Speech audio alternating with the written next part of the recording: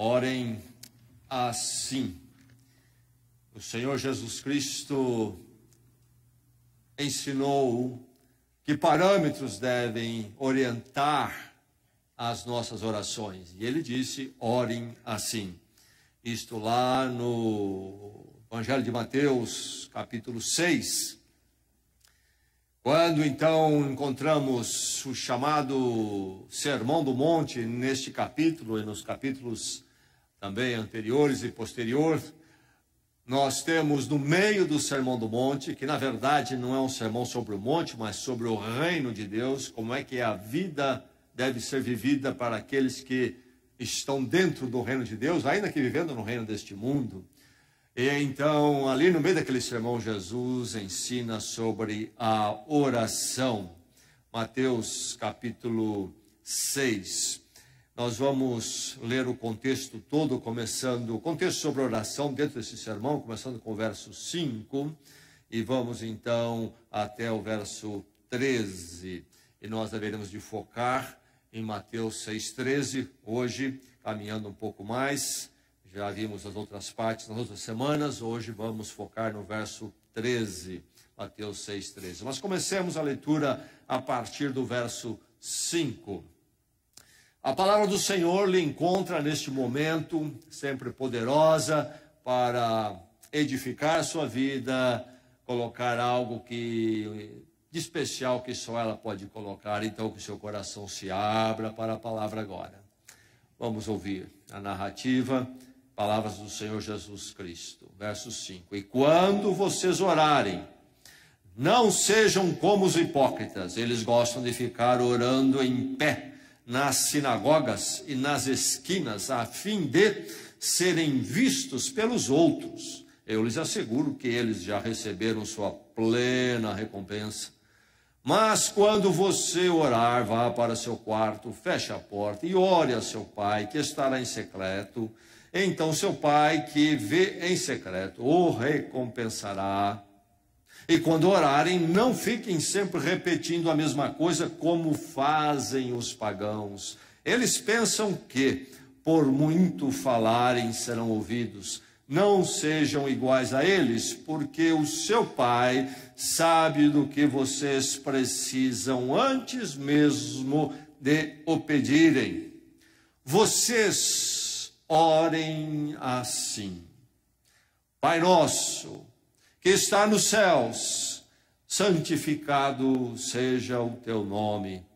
Venha o teu reino, seja feita a tua vontade, assim na terra como no céu. Dá-nos hoje o nosso pão de cada dia. Perdoa as nossas dívidas, assim como nós perdoamos aos nossos devedores. E não nos deixes cair em tentação, mas livra-nos do mal, porque teu é o reino, o poder e a glória para sempre. Amém. Nós temos nesta oração 3 petições por nós pessoalmente, individualmente e coletivamente, porque é sempre na primeira pessoa do plural aqui. Nós temos 3 petições, uma pelo pão, sustento diário, outro pela graça e perdão, no verso 12, perdoa as nossas dívidas, e o verso 3, a terceira petição, então, pelo prevalecer na fé, na caminhada. E não nos deixes cair em tentação, mas livra-nos do mal.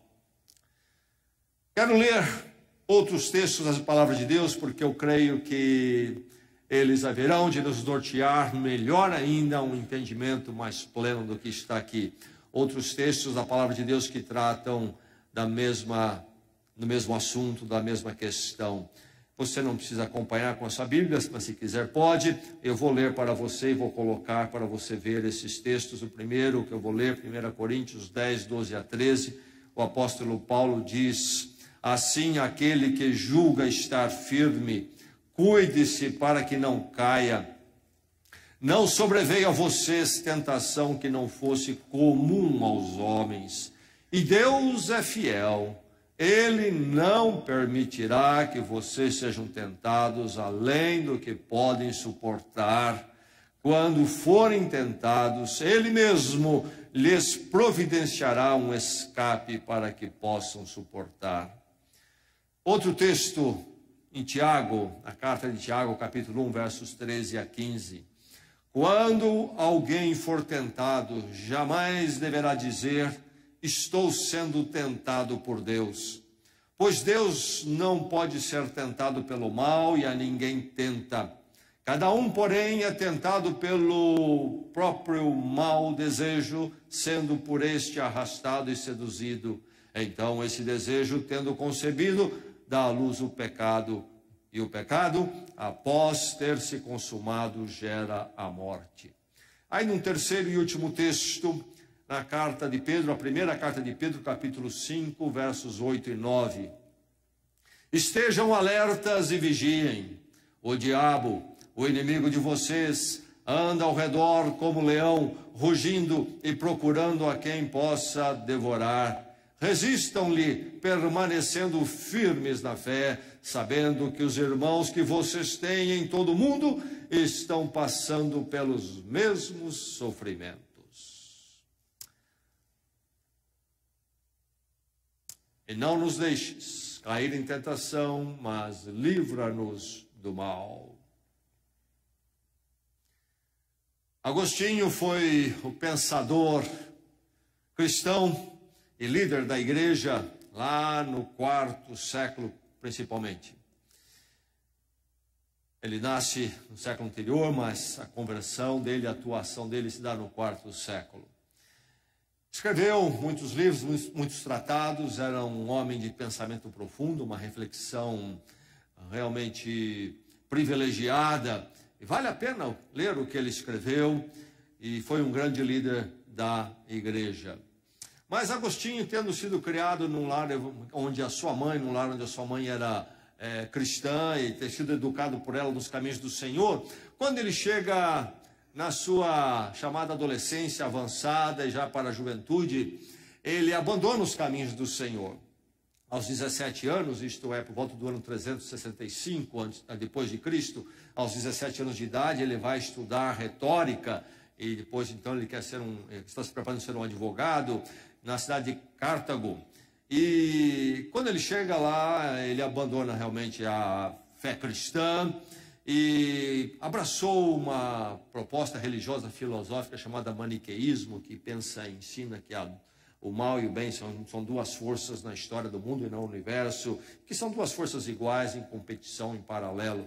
Enfim, uma proposta filosófica e religiosa que ele abraçou, e abandonando a fé cristã, ele também entra num estilo de vida bem hedonista, até devassa.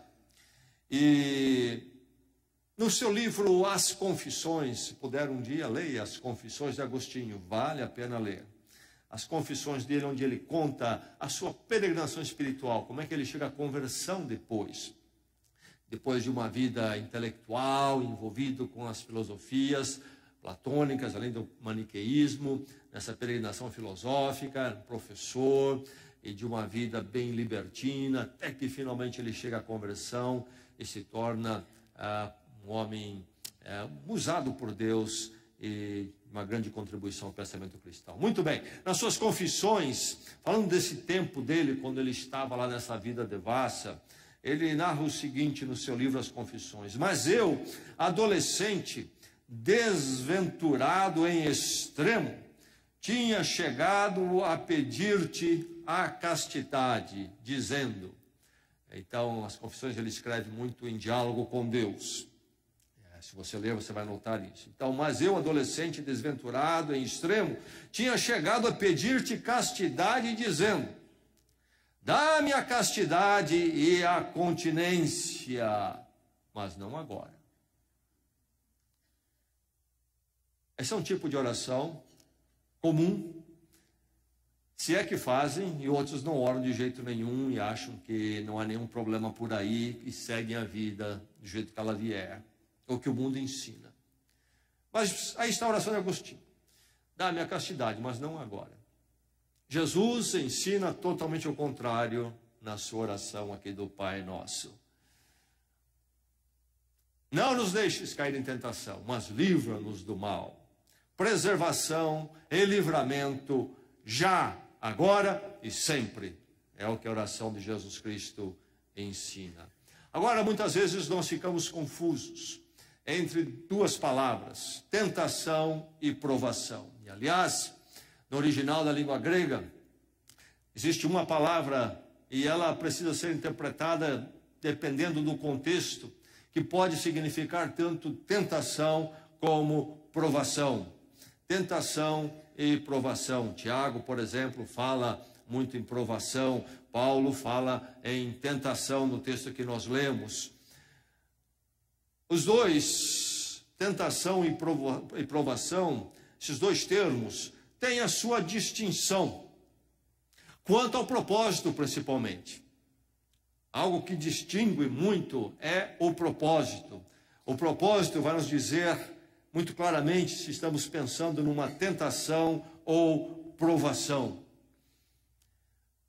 A provação tem a ver com burilar, aperfeiçoar e fortalecer. Aqueles desafios, testes, que uma vez passado por eles, nós haveremos de sair melhor do outro lado.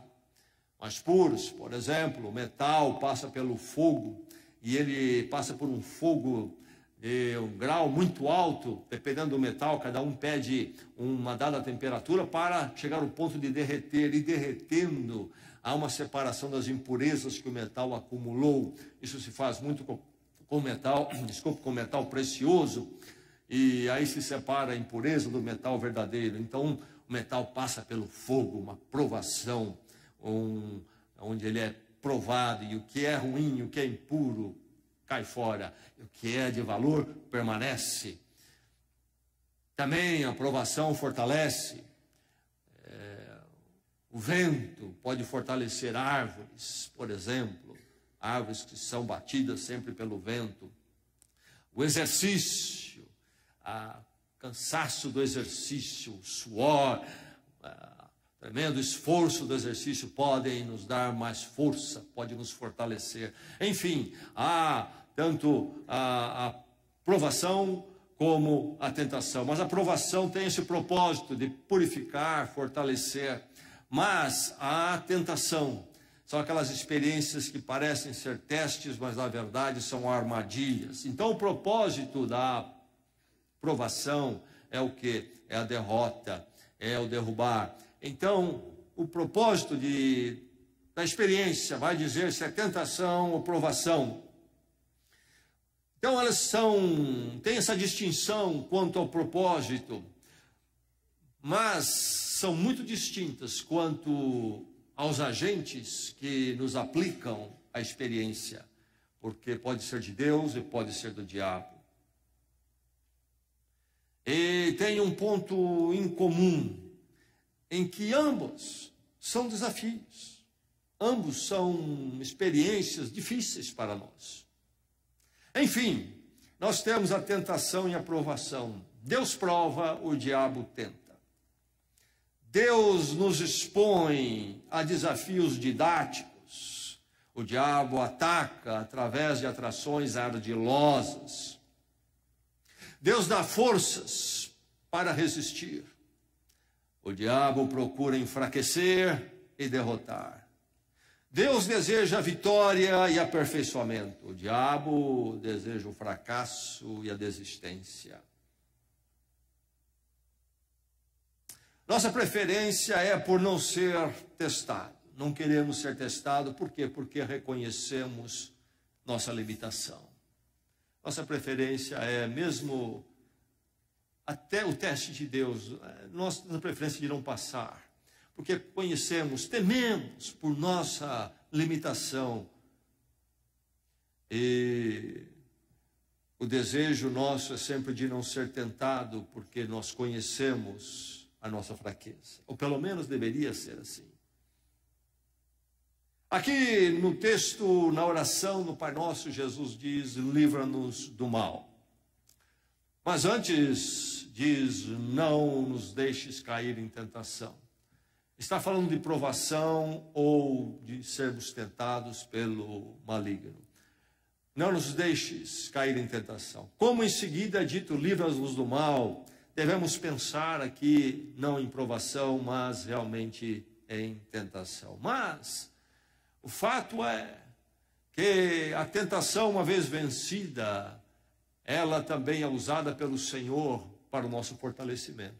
E passa a ser, então, na verdade, uma provação. Enfim, há esses paradoxos da nossa experiência, da nossa caminhada. Mas a oração de Jesus é com relação ao diabo. E por isso ele diz, não nos deixes cair em tentação.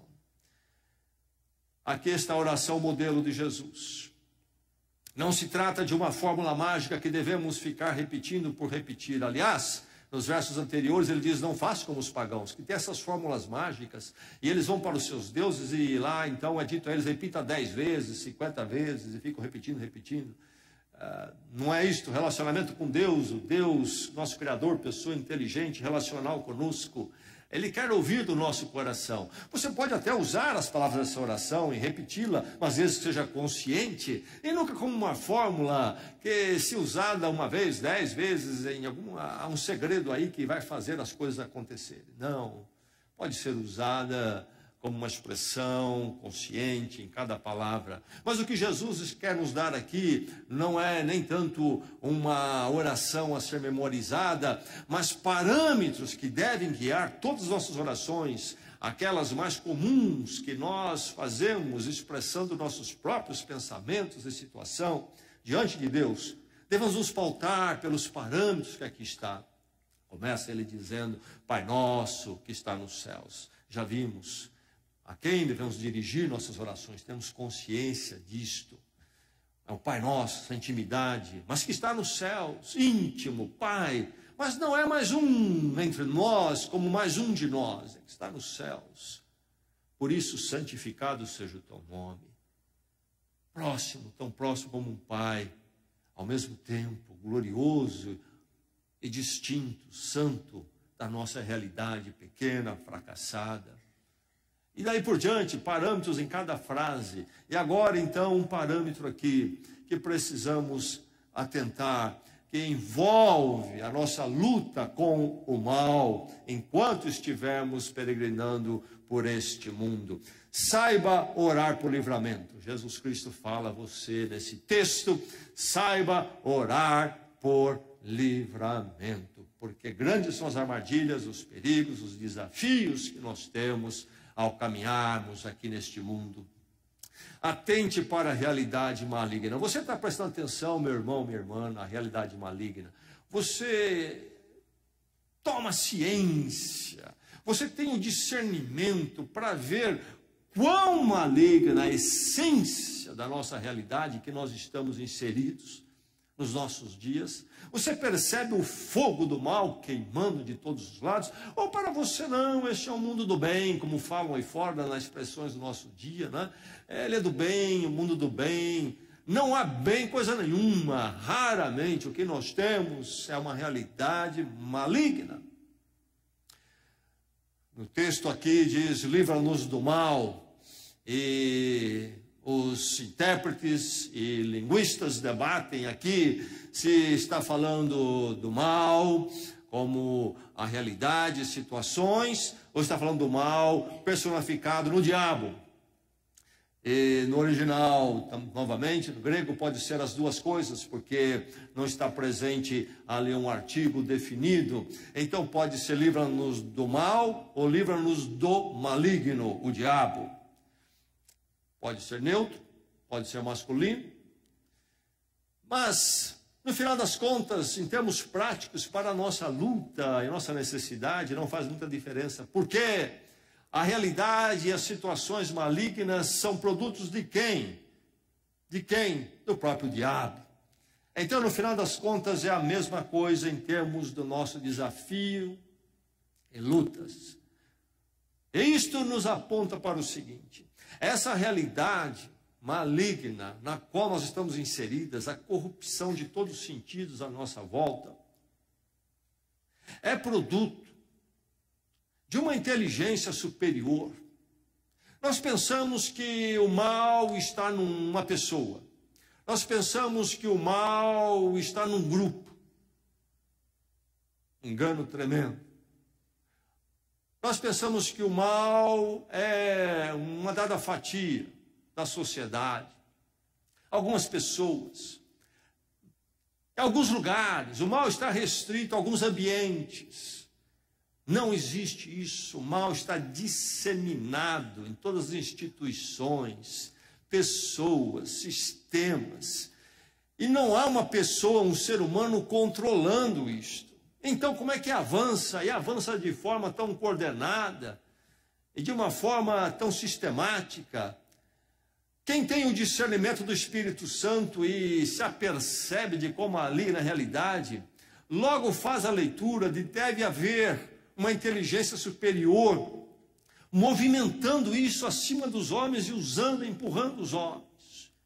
E então os sistemas e tudo mais. E por aí está o mal presente em todos os lugares.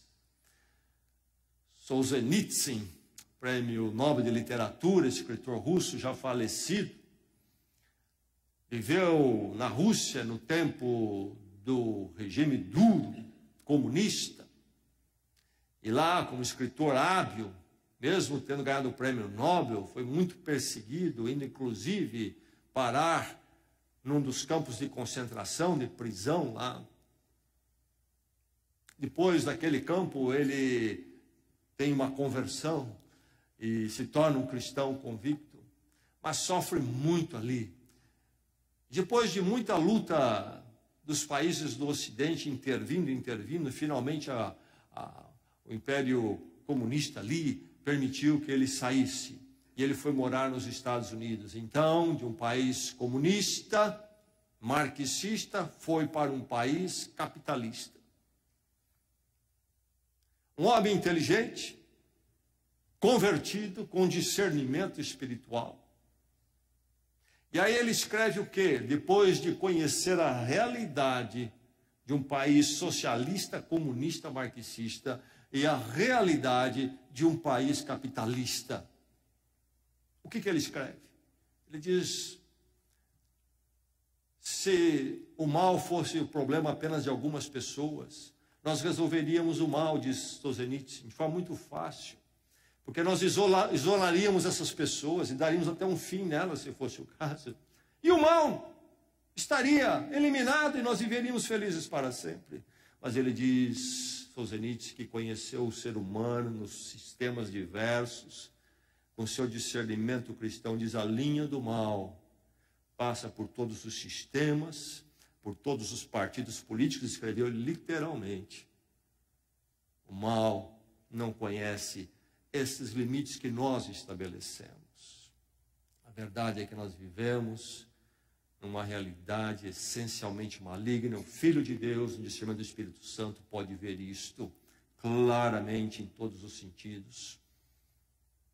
As instituições, a mídia, as propostas intelectuais. Há um assédio insistente, cheio de artimanhas. Nós vivemos nos dias terríveis, com a chegada de uma mídia poderosa. Algo que, quando é usado para o bem, é uma tremenda ferramenta, mas uma parcela pequena do volume é para o bem. Dizem que a internet, talvez 10% é usado para coisas realmente construtivas, e 90% do que circula em toda a internet é ligado ao mal e à destruição.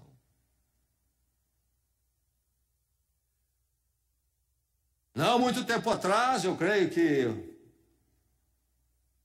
6, 7 décadas, ou talvez até um pouco menos, os pais falavam em não deixar os filhos ir para a rua, porque na rua estava a presença atuante do mal. Se ficassem em casa, estariam um tanto quanto protegidos no seu tempo de formação, tempo formativo. Mas surgiu algo chamado a televisão, e agora a internet. E todos colocaram no centro, no coração do lar, na casa, uma televisão. E ninguém precisa ir para a rua mais. A rua veio para dentro de casa. E o último guardião A última trincheira foi invadida. Meu filho não sai para a rua, não. Ele fica no quarto dele lá muito tranquilo, ele tem um computador lá. Ah, é? Pessoas se reúnem, acreditemos ou não, à volta de uma mesa e pensam na mídia, e pensam no programa, e pensam como vão comunicar de forma sutil, criativa, atrativa o mal. Imagine isto, acredite se quiser. Mas isso acontece diariamente. Nas universidades isso acontece. Ainda hoje ouvia Luiz Pondé falando de como as universidades estão dominadas por uma ideologia e que se diz instruída e democrática, mas que na verdade não aceita qualquer presença que venha se contrapor a ela. Ideologia do novo marxismo Foucaultiano, esse pós-modernismo que se apresenta como amoral. Tudo é uma questão do que nós construirmos e fizermos, não existe realmente nenhum bem ou mal transcendente. Enfim, aí está presente um assédio insistente, artimanhas. Há uma destruição. A coisa não fica gratuita. Há uma destruição, rouba a paz, relacionamentos, cria falsidade, danos físicos, danos emocionais. Atente para a realidade maligna. Jesus não estava falando de um cafezinho. Ele não colocou nesta oração dele este parâmetro.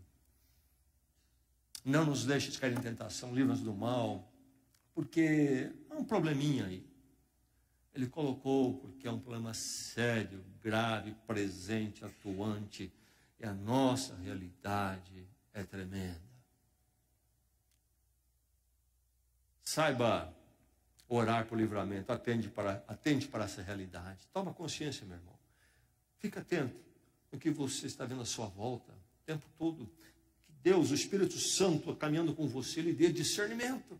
Eu noto que crentes muitas vezes não leem, não conseguem ler isto.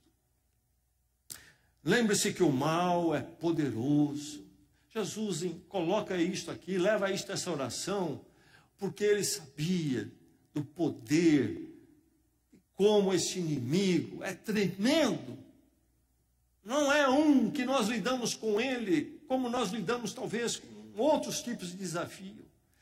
Esse clamor é colocado aqui porque se trata de algo muito poderoso. A força do mal não pode ser subestimada. É o inimigo mais poderoso que nós temos. De todos os inimigos que nós temos, o maligno e a manifestação dele, o mal, constitui o inimigo mais poderoso que todos nós temos, adolescentes, jovens, adultos.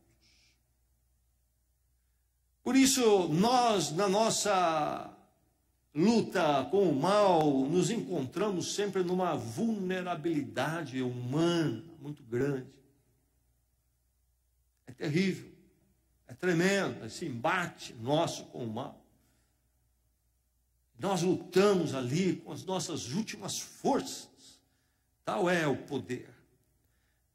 E isso nos aponta na nossa necessidade de uma dependência de Deus. Por isso Jesus colocou na oração: não nos deixes cair em tentação, livra-nos do maligno. Lembre-se que o mal é poderoso. O mal, então, o mal deve ser assunto das suas orações. As suas orações precisam lembrar desse parâmetro. As suas orações não podem ignorar o mal à sua volta e a realidade maligna na qual eu e você estamos inseridos, dia dentro, dia fora, a todo momento. O mal deve ser assunto das suas orações. É imprescindível que você ore sobre o mal. Quando você orar, não se esqueça de orar pela sua luta contra o maligno. É poderoso, é tremendo estar nessa realidade na qual estamos mergulhados, e a todo momento a nossa luta acontece. Note que Jesus ora pelo pão, nos ensina o parâmetro da dependência de Deus pela físico, material. E nós oramos muito por isto. Mas lembre-se que Jesus faz essa oração. O perigo do mal, e então a necessidade de chorar por ele é tão urgente quanto as outras necessidades nossas. E nós nos esquecemos disso. E não oramos. Não é assunto da nossa oração a questão do mal. Precisamos sempre ir ao Senhor com esta oração. Não nos deixes cair em tentação, livra-nos do mal. Saiba orar por livramento. Clame Então, clame pelo prevalecer sobre o mal, porque a derrota haverá de ser muito triste. Clame sempre nas suas orações. Você há de orar pelo pão, mas nunca se esqueça de orar pelo prevalecer sobre o mal. Clame a Deus, ó Deus, livra-nos do maligno. Ore em situações pontuais, ore constantemente, ore especificamente. Veja o que Jesus faz aqui, ele ora especificamente. Sua oração, há esta petição muito clara, específica. Não nos deixe cair em tentação, livra-nos do mal. Alguns preferem interpretar esta oração toda como tendo um sentido escatológico, isto é, ela toda teria em vista o cumprimento das profecias e o fim dos tempos, quando então o reino pleno de Deus chegaria até nós e o poder e o reino do mal seria eliminado. Realmente, há muito disso aqui, mas não exclusivamente, porque a luta nossa como cidadãos do reino, venha a nós o teu reino, começa agora. Haverá de ter o seu momento final, escatológico, as últimas coisas, o fechar da história, a vinda de Jesus Cristo em poder e glória. Mas a luta começa agora. Mas quando nós orarmos, e na dimensão dessa oração, nós já vimos, esta oração tem o parâmetro, venha a nós o teu reino. Seja feita a tua vontade, venha o teu reino. Hoje em nossos corações, que o domínio real do Senhor aconteça, em nosso coração seja território do teu reino, e não território do reino do mundo. Mas venha o teu reino a nós, sim, mas venha o teu reino na história. Que venha, Senhor, o momento final. E quando nós oramos então, não nos deixes cair em tentação, mas livra-nos do mal. Hoje, Senhor, e que isto aconteça o mais breve possível, de forma definitiva, com a tua volta em poder e glória. E será maravilhoso, porque então não mais precisaremos orar esta oração naquele dia. E todo mal terá passado, todo perigo terá passado, toda destruição terá sido erradicada, porque o nosso Senhor, o reino de Deus, desta oração, haverá de ter chegado em poder e glória, e nós estaremos para sempre naquele reino, e o mal não será mais o caso, glória a Deus por isto. Mas enquanto isso, meu irmão, a luta é grande, aí está o reino do mundo, o reino do maligno. Não esqueça de orar. Não nos deixes cair em tentação, mas livra-nos do mal. E o Senhor haverá de nos sustentar. Vamos orar, vamos à presença dele.